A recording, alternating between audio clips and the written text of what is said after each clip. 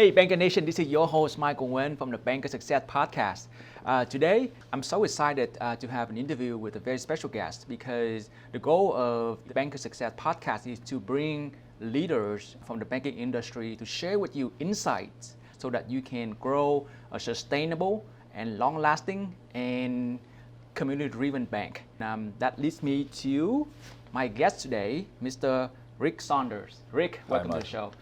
I'll let Rick introduce him a little bit, but just give you guys a little bit about Rick's background. So Rick founded first Reliance Bank in 1999, and it's a $570 million bank, right? $630 million. Wow, $630 million. Right. And the bank has been named the best place to work for 14 consecutive years. The bank also was recognized by the Institute of Extraordinary Banking with a Banky Award for their commitment to strong community banking. And Rick was recently awarded the Order of Palmetto by the Governor of South Carolina for his contribution to the state and to the communities. Rick, welcome to the show. Yeah, thank you. It's good to be here. I'll just give our listener just an overview about you. So take a minute and tell us a little bit about you so that we can get to know you a little bit better. Well, I'm an uncomplicated guy.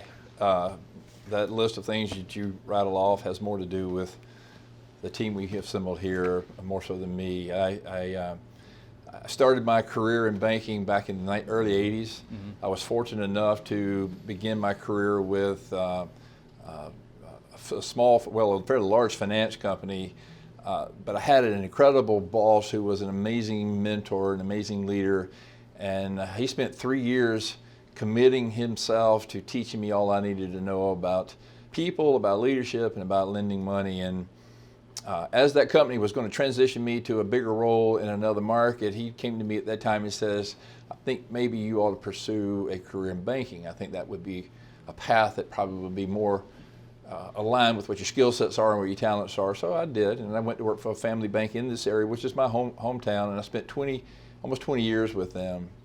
And I was fortunate enough to work at the very lowest level to the very highest level. I was on their board of directors and senior team when they sold the company. And it was at that point in time when they sold the company that my brother and I kind of looked around and said, this seems to be a great company that bought us, but their idea of how customers ought to be treated, how employees ought to be treated, just different from ours. And that don't mean that it was wrong. It was just different. And so we began to position in our minds the idea of what a values-based banking system looked like and what passion was for what you're doing and what purpose was all about. And I'm not just saying at that time that we identified all those things, but it kind of helped form in our mind the importance of being in an environment where you were aligned with the organization. So that moment is when we decided to start our own business. It was not an ambition, it was not a career path, it's not anything that at the early age of whatever I decided to start a bank. It was the right time, right environment, right conditions, and we did. So here we are 20 years later and have accomplished a lot in those years. So I know that a lot of people ask about the leadership lessons and how to build a sustainable and long-lasting bank. So here we are again. So let's start with the first one. Can you share with me maybe the first leadership lesson that you used? Sure. Let me kind of talk to you a minute about leadership, though. Sure. Why I think it's a natural conversation, should be a natural conversation. And I will tell you that when I sit down with investors, they get glossy-eyed when you start talking about the soft elements of a business. Numbers. Everybody wants numbers, right? What were the results the last quarter? What are going to be the results for next year? And those are important. Some of those things are well within your control, strategically, markets, products, strategy, environmental conditions, economic conditions. So there's a lot of things you can control, a lot of things you can't control, and they're all important. But to sustain that over a long period of time, I think you have to start at the very essence of how you run a business, and that is through impact and influence, and it starts with leadership. So I just think that to get the very best out of your business, you have to leverage yourself. And to leverage yourself, you have to find people who are engaged and willing to do exceptionally difficult, hard things at a very high level. And to do that, you have to have qualified leadership to attract those people and keep them engaged and keep them focused on the end. So it's an impact and influence. People won't come to work for people who they don't respect and don't find to be quality leaders. So I think it starts at the top of the house. And that's why, when we started having this conversation about doing this podcast, I wanted to not so much talk about the results of the company. Results follow good leadership ultimately. You have to do all the other stuff, right? You got to have a good strategy. You got to have a good product. You got to have a model that's different. So I'm not saying all those things don't work, but if you're a qualified leader, you're a quality leader, you will find those people to come work for you that'll help you do all of those things. So results typically do follow good leadership. So I totally agree with you that we start from the foundations, and then from that foundation of impact and influence, then you can build into a bigger things. Then you got to have a strong foundation. Sure. Otherwise, you can build things on the sand. So when I put this list together, as we kind of were talking through, and I told you this is not a speech that I put together or a book that I'm writing. You asked a concept about leadership, and I kind of jotted down a few things that I thought were important to quality leadership. And I'm glad you asked me to do that, because it really kind of helped me be a little bit more concise about things I need to continue to stay focused on as well, because sometimes we can lose our way in a busy world, right? So I don't know that they're prioritized, but I put them down probably in relevance as what may be important to me for the very moment. So you talked about the first one I put on the list is to have a high fear of failure. That's a dicey comment, and I say that simply because fear of failure can work in two opposing paths for some people. For some, and for most, by the way, it can push people in a corner and they can shy away from risk-taking and from opportunities. It's not what I'm talking about here. I'm talking about having a healthy degree of paranoia, so to speak. For instance, when we started our company, the general conception in the marketplace is that my brother and I were two country bankers from a family-owned bank that didn't need to be even started in a bank. We weren't qualified. There was no chance we were going to succeed. We had no business doing what we were doing, and they probably were right. I mean, we were young and inexperienced, but what we did have was a very high fear of failure. And what that meant for us is that we charged the hill a bit harder than the people who were just comfortable in their life. So, for instance, the very first day we were going to open, my brother and I called everybody we had banked, and we felt like we were really good bankers for quite a long time. The very first day we opened up for business was in the back part of this parking lot. We were in a double-wide mobile banking unit. We opened up 125 accounts the very first day of business. Oh, wow. A typical bank branch would do 30 in a month if you were lucky. We did 125 the very first day. People were lined up at 7 o'clock, shoulder to shoulder, from the very back of this parking lot to the very front of this road up here waiting to open an account.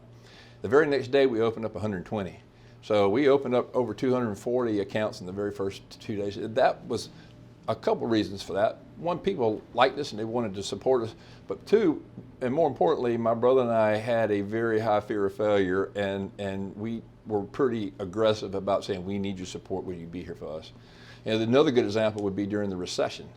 I mean, there were a lot of banks that didn't make it through, and fortunately we did, but we got our share of dents through that process. We had some coastal presence. It was a challenging period of time for us. It was a period of time that you really just couldn't call on a lot of people to help you solve the problems because nobody knew what all the problems were. But when most people were putting their heads down to go to sleep at night, I was still up trying to figure out, what am I missing? Where are all the landmines? Where are all the bombs coming from? And how do I navigate through this process?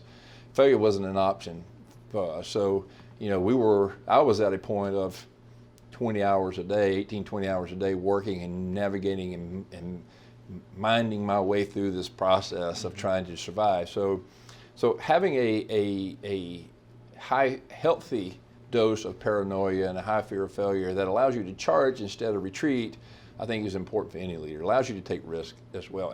And also, you should always remember that failure isn't an option. You're going to fail, right? But having a high sense of failure with a high desire to win failure doesn't make you feel like you've lost the war, just the battle. So you lose the battle, you figure out what went wrong, and then you attack the war and you win the war ultimately. Right.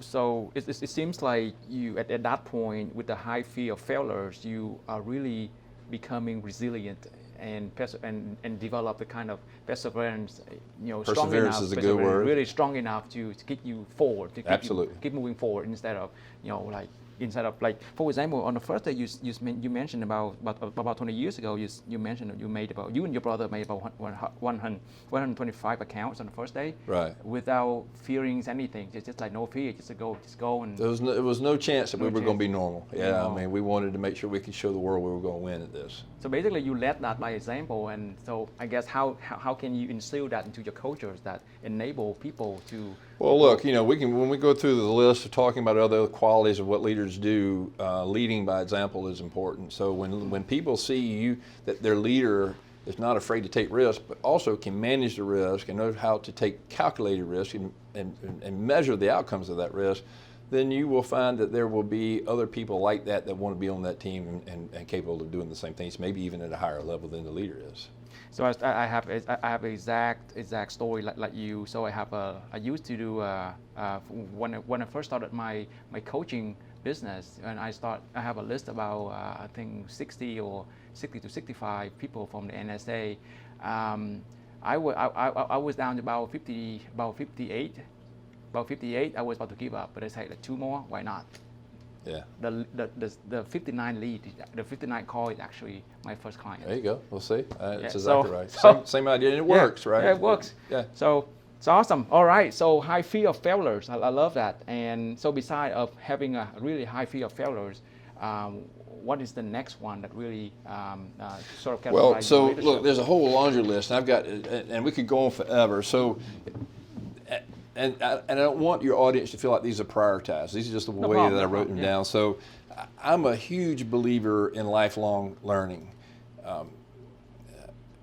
Having an arsenal of mentors and coaches is extremely important. I think as a leader, you ought to never feel like if you've reached the pinnacle of intelligence, that constant improvement, constant learning is part of the process, and it never quits, because the world changes at a rapid pace. But I had a mentor tell me one time is that there's not a problem that's ever existed in the world that somebody hasn't already experienced and written a book about. Mm-hmm.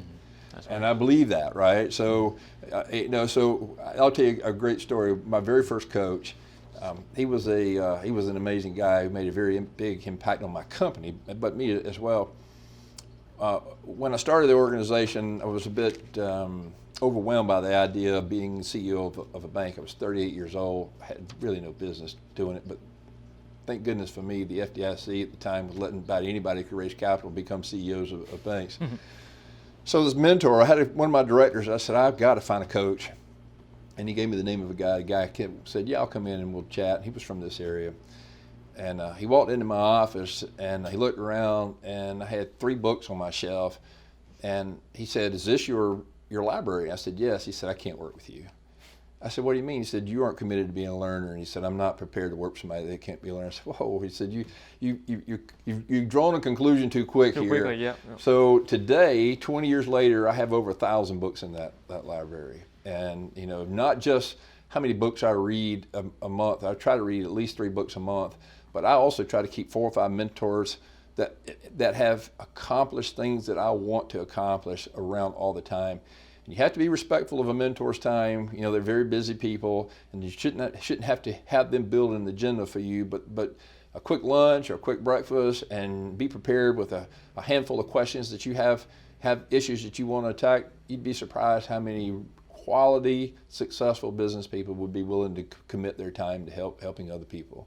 So I just think that's an important tool for all leaders to remember, and for anybody, whether you're a leader or not, but for leaders especially. Fantastic. I have one mentor in the industry saying that banking industry is only the last to the party when it comes to innovation and stuff. What's the feedback about it? Especially in the community bank, they always are last to the party.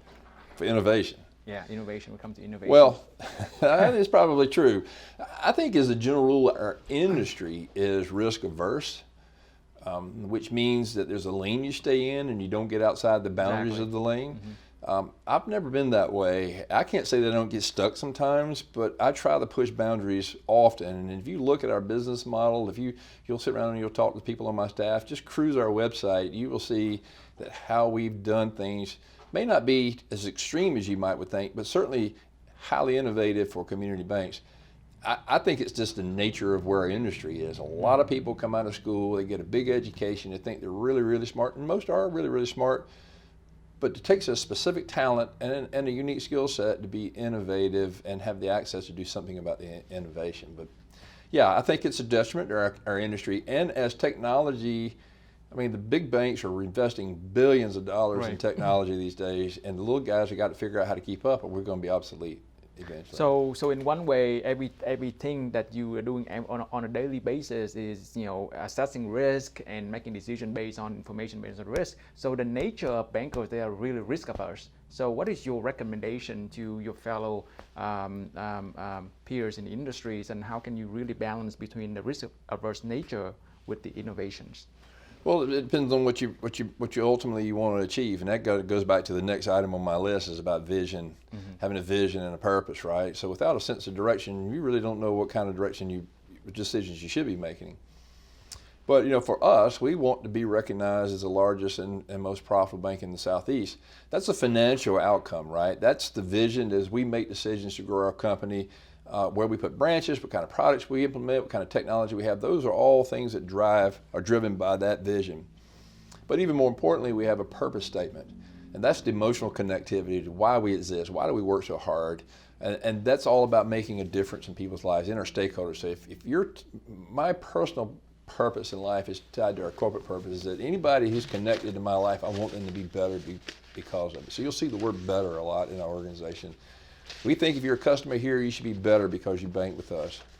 So if your goal is to build a reasonably sized organization and then cash out when you're 60 years old and sell it to another company, I wouldn't take any risk. I wouldn't be too innovative. I'd just build a decent franchise, get you a couple bankers, build you a reasonable market share, and then sell the thing. There's no need to take risk. For people like me and my team that says, you know what, we want to build a legacy business that's long lasting, that's here long after we're gone.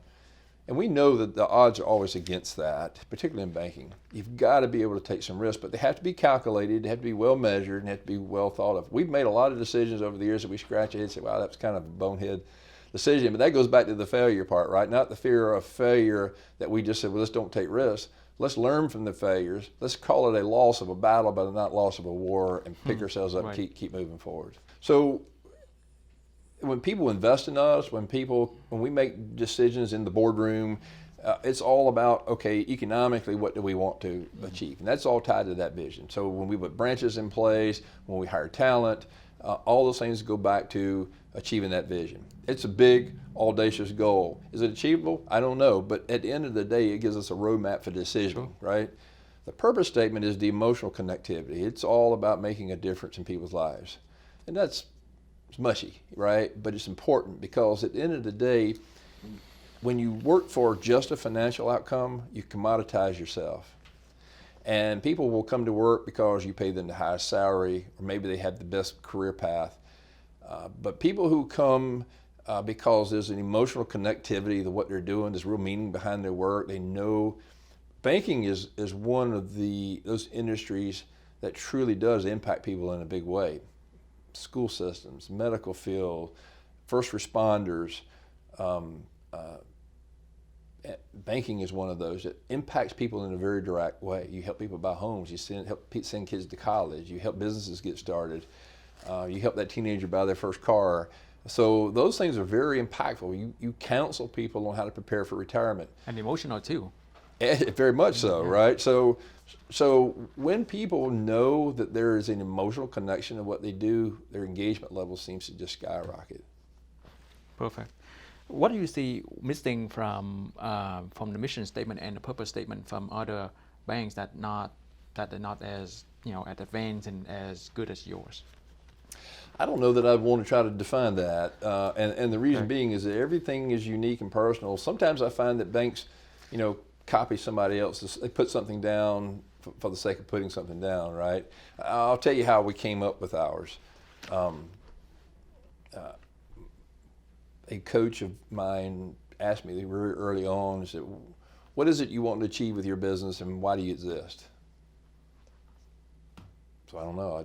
I want our bank back, and I really don't know why I want it. This. Well, how are you going to ever ask people to come participate in what you're doing if they don't have a clear path of what they're doing and why you're asking them to work so hard? I said, okay, that's a very good point. So I went out on a quest to do that. So I went away for a weekend and wrote these things down, the values that I wanted to live by, the vision statement of the company, the purpose statement of the company.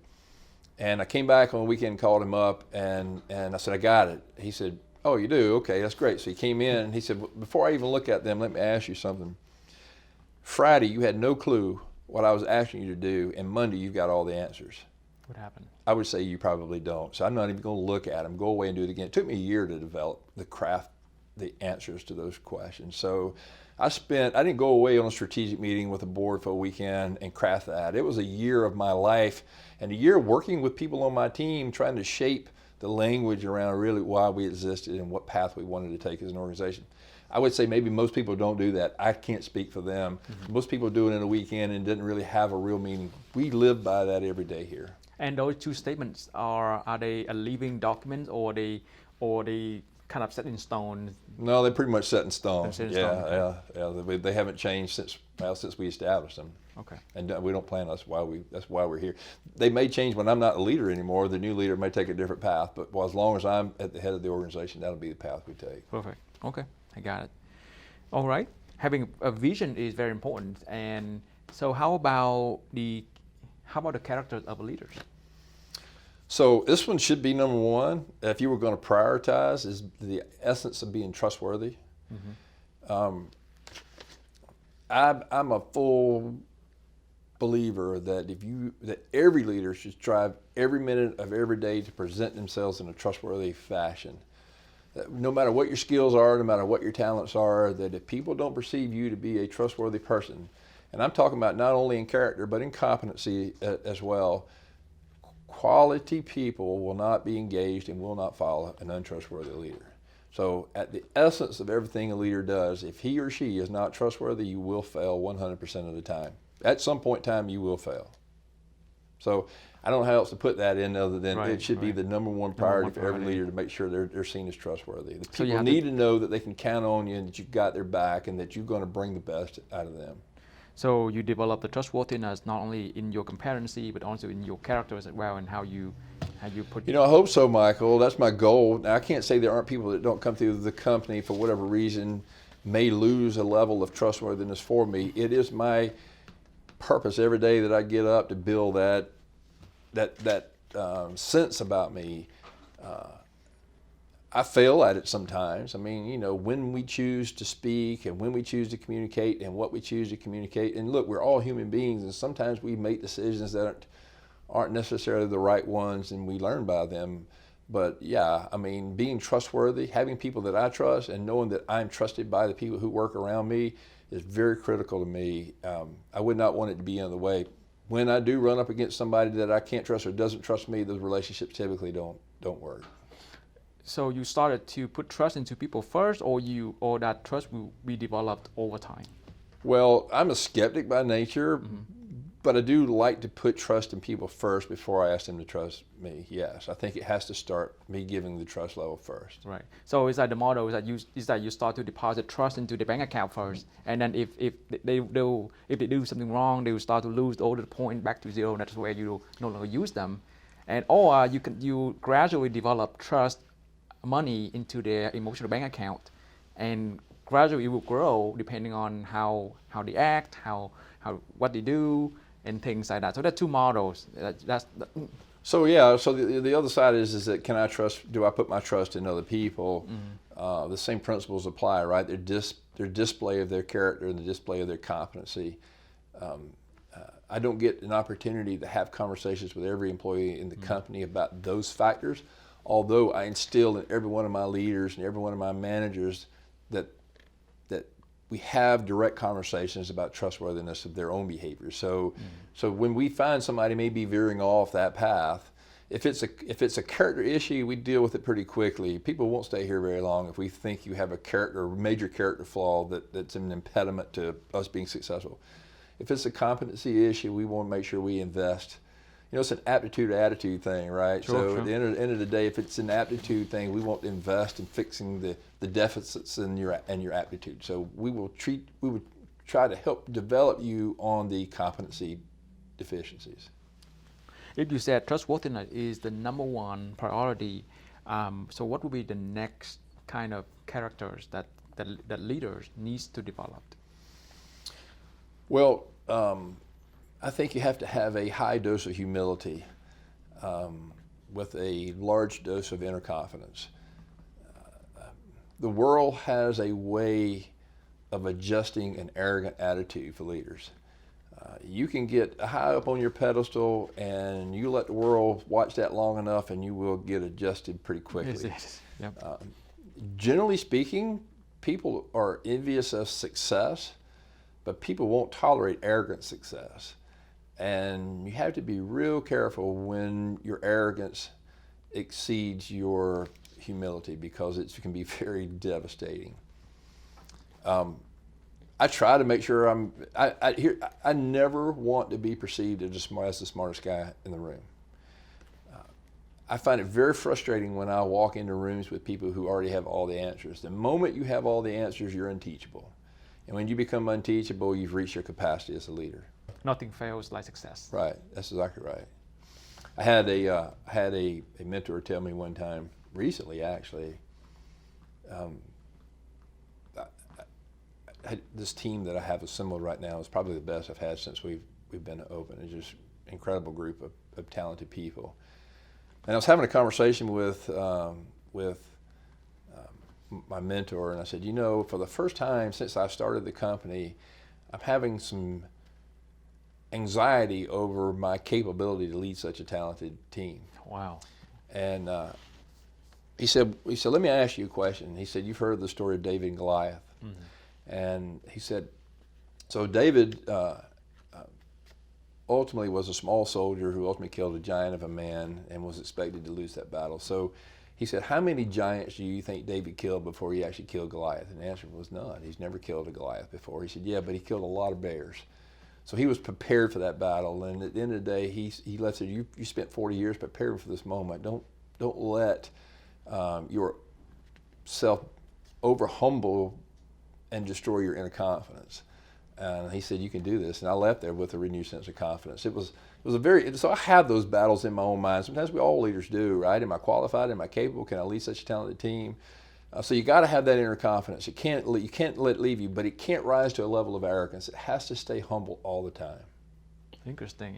For all of the things that you did, but you still have a little of self-doubt within yourself, right? Well, look, we all should have self-doubt. The minute you don't have self-doubt means you think you've got the answers, and you don't search for opportunities to learn. What are some other good habits that leaders? Yeah, so the next thing on my list would be, I think you have to be exceptionally disciplined and to develop really good habits. That's a tough one. It is, because look, habit habits and disciplines have a compound effect, right? So you can do small little things in a very bad way. You can develop some really bad habits in life, and ultimately they can be detrimental. But that goes to defining your entire persona, not just who you are as a business leader, but as a human being. And what I mean by that is that we have to be successful at all areas of our life. Our business life, professional life, our family life, our personal life, and our spiritual life. And for whatever that means to anybody. If you fail in any one of those, you failed in life. So the idea of is that I'm going to do all I can do to be the best CEO of a bank I can possibly be, but my family fails, or my spiritual life fails, or my health goes to pieces, then you've not won the long-term battle of life, right? So the little rituals you do are very important. And I think every leader should have good habits. They should have a strong self-discipline, and they should execute on those things on a daily basis. I'm very routinish about my day, how it gets started, how I live my life through that process, to a point sometimes that it gets routine. So you have to be aware of that. But I think good habits and good disciplines are extremely So as a leader, you definitely know how to motivate yourself to develop good habits. Share with me a story where you motivate your staff to develop that very Well, good habit? So I do that by example. And I do that when I get a chance to mentor. So I don't have a routine where I do with all my staff. No, well, there are some things that we would do here. For instance, we have what we call Everything Speaks. It's a process of which we manage the image of our facilities. So I'm a big believer that when somebody drives into the parking lot of your organization, of a bank, everything should be pristine and in order, because if you can't take care of the weeds in your flower bed or the trash in your parking lot, how are you going to take care of the money that somebody's depositing in your care, right?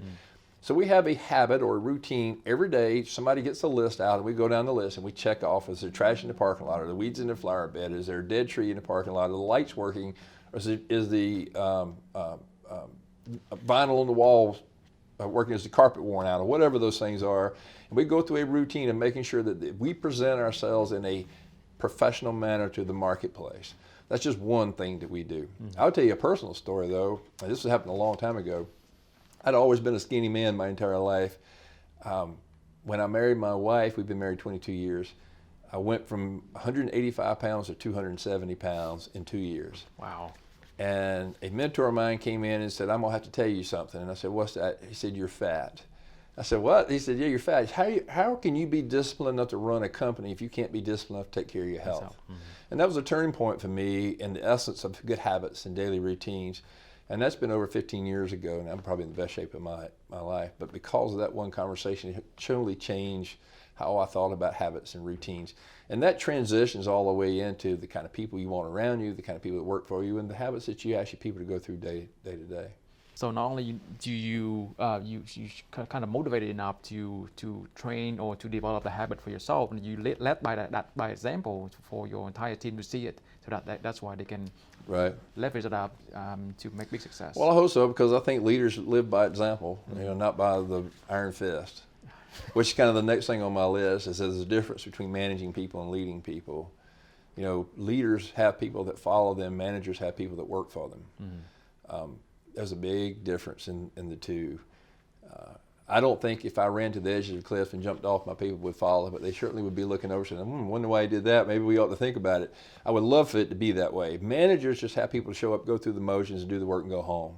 There is no engagement past that. Leaders have people who say, I believe in what this guy's all about, I believe in his vision, I believe in his purpose, I'm emotionally connected to the outcomes of this company. When I'm in the line at the grocery store, I'm still working for that company. I'm asking for business, I'm talking about the bank, I'm wearing my name tag or whatever. So it's that discretionary effort that people will give you when they have people that they're following and not people they're just working for. So as a business owner myself, I got a couple of questions for you. This one has special interest. So when do you know that you are a leader, not the managers? And how would you transition into the right path? Well, I think leaders establish a vision for the future. I think managers set goals for the outcome. Managers manage the execution, the day-to-day execution. Leaders talk about what's tomorrow. Sure.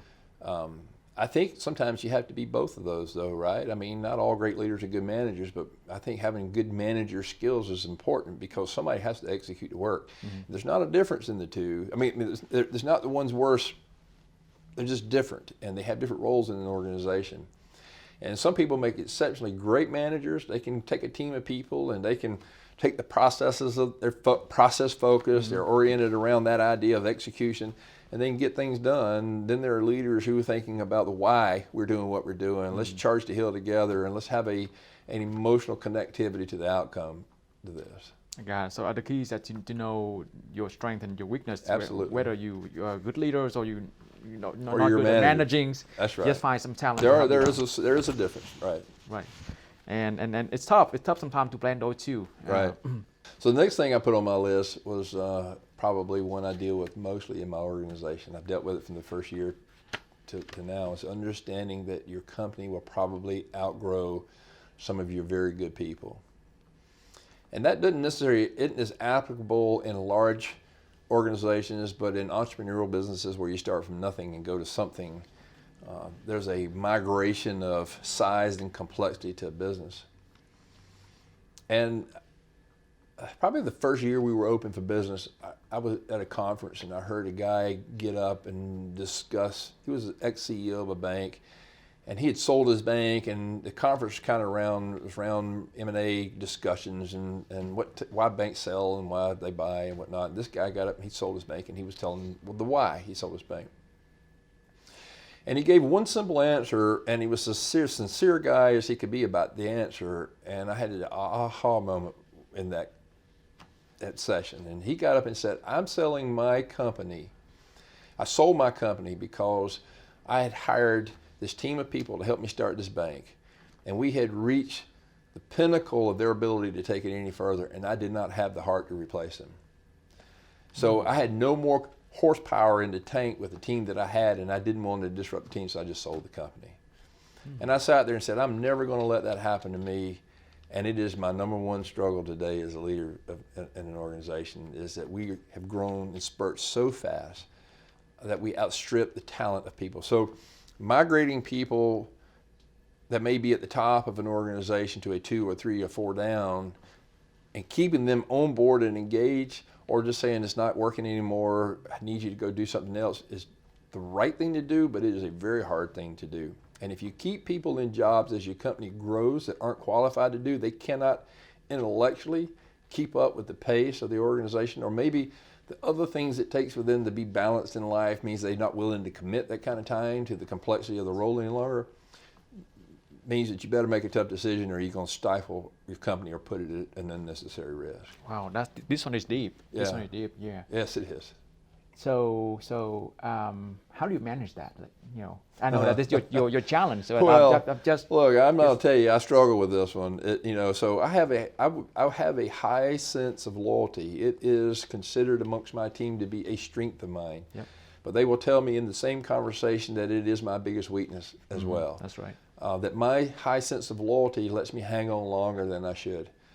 And I'm gonna tell you, having frank conversations about capabilities is hard to do. I mean, it's hard to have a hard conversation with somebody, particularly good people that want to do well, touchy right? subject, yeah. But I'm gonna tell you, long term, when you're in a job that you know you're in over your head on, is a miserable place for the employee too. So the best thing is to have a direct conversation about where the gaps are. Try to help them overcome them if they can, but when you realize they're at a capacity, the Peter Principle syndrome, right? You've outgrown the capacity, the company's outgrown your capacity, then you have to put them in a lower position, and you have to have them exit the company.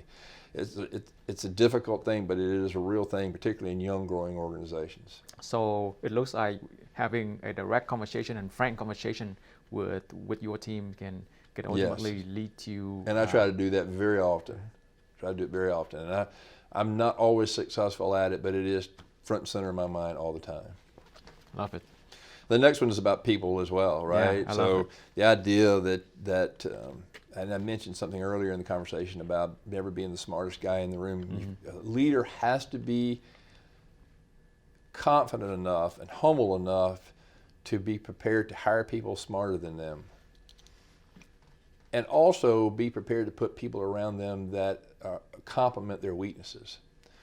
It's a natural tendency for leaders to put people around you who are just like you. Early on in our organization, we did a lot of Myers-Briggs profiling. I don't know if you've ever been exposed to that, but there's a ton of those things out there. This just happened to be the one we used. And interestingly enough, at the time, I'm considered an ISTJ. And interestingly enough, at the time, all of my people who reported me were ISTJs. And we decided then that, wow, we need some diversity in personalities and talents and approaches. And where I'm particularly weak, I need people who can complement those gaps. I'm more of a visionary. I don't like the mundane of managing day-to-day execution of things. Mm-hmm. I got people on my team now that are good at those things, right? So you got to be able to have people on your team that raise their hand and say, this is a weakness of yours, you need to let us do this one. I love that when my people will step up and confront me on a gap that I have. That means by the way, that they have a high level of trust for you when they know they can raise their hand and say, you're not so good at this, let us handle it. And it's also good too that they're a recipient of my trust that says, yes, you should. But at the end of the day, every leader should know that you cannot take your company to the very next level if you don't put people around you that are smarter than you what they do. Earlier, you mentioned that you got to have mentor and coach and become a lifelong learners. So what happened if your circle of mentors or coach recommend you one way, but when you present that idea to your staff or to your team, they disagree and they didn't want to go with that? So look, at the end of the day, my mentors or coach don't decision for our business. They offer concepts or ideas or opinions about things. If I bring that idea, opinions to my team, and they have differing perspective, I have a high level of respect for my team, and we'll listen and we'll debate it out intently. Certainly as a leader of the organization, I own the final decision.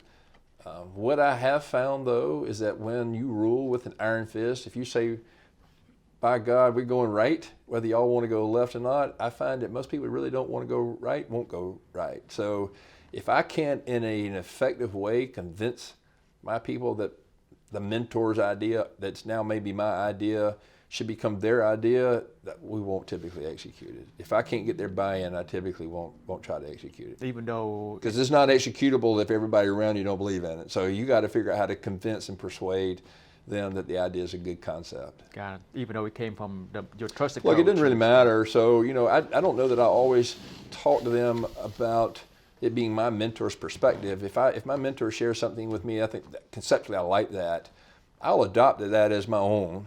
Not that don't want to share the idea with somebody. I'm not taking ownership in that respect, but I don't want my people to know there's a third-party process to this. There's layers of people thinking it through.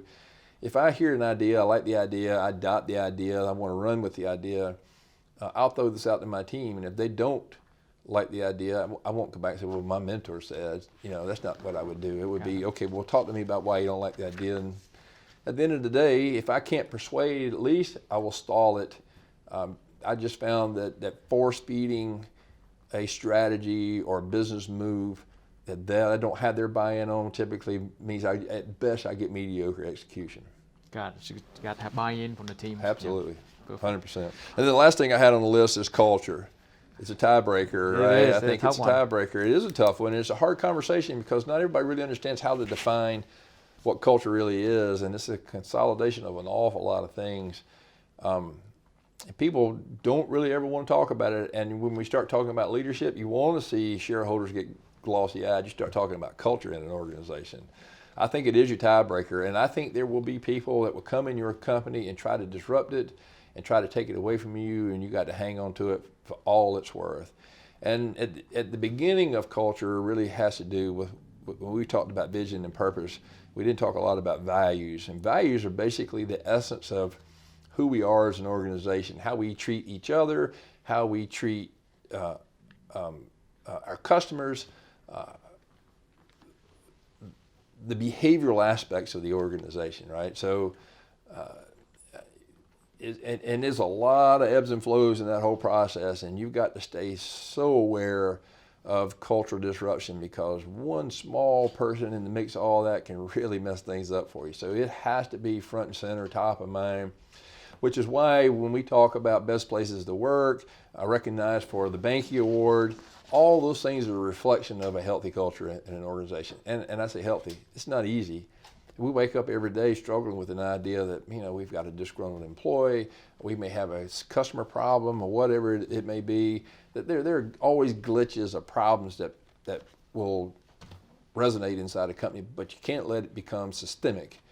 So you have to get on it, you have to manage to it, you have to lead to it, and you got to be constantly aware of it. If first Reliance Bank were a person, how would you describe him or her?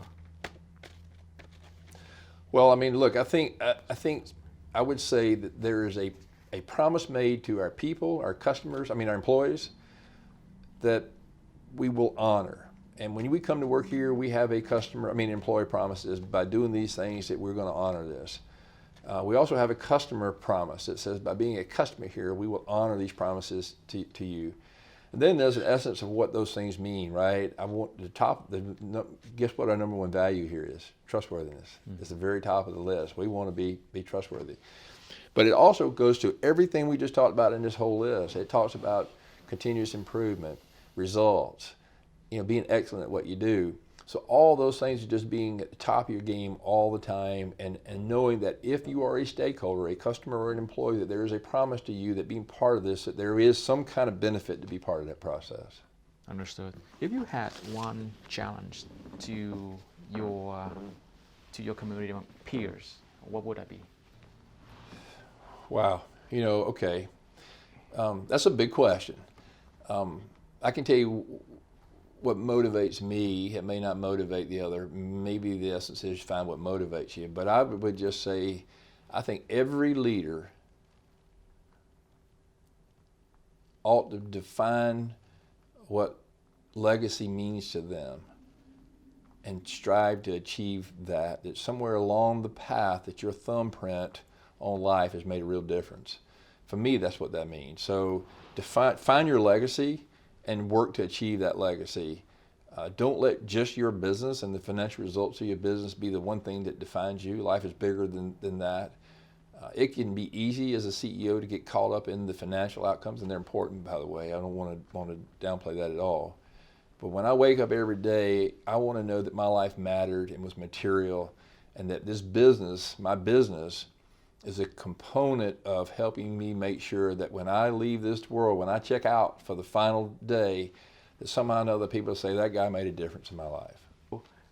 Thank you, Rick. Thank you, awesome. And I think Rick just so generous enough to give us about 10 leadership lessons. And feel free to check out. Feel free to put a comment into the videos under the Facebook chat, and we'll send that question to Rick to help you elaborate more. So Rick, once again, thank you. I appreciate your time. It's a pleasure. Enjoyed it. Thank you very much. Yes, sir. Yeah. Thank you.